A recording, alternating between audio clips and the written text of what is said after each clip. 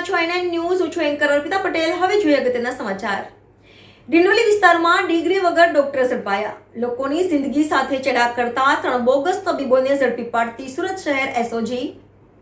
ડિંડોલી વિસ્તારમાં 3 અલગ અલગ સ્થળોએ બોગસ તબીબો દ્વારા ક્લિનિકો ખોલી આવી પ્રવૃત્તિ કરવામાં આવી. ત્રણેય જગ્યાએ ડમી પેશન્ટ મોકલી ખાતરી તપાસ કરાવતા હકીકત સત્ય સામે આવ્યું. માતોશ્રી ક્લિનિક નામના દવાખાનામાં રેડ કરી ડિગ્રી વગર ડોક્ટર તરીકે પ્રેક્ટિસ કરતા આરોપી ઇન્દ્રેશ કુમાર દુધનાથ પાલ ધરપકડ. ક્લિનિકમાંથી અલગ અલગ પ્રકારની દવાઓ, ઇન્જેક્શન, સિરપ કબજે કરી.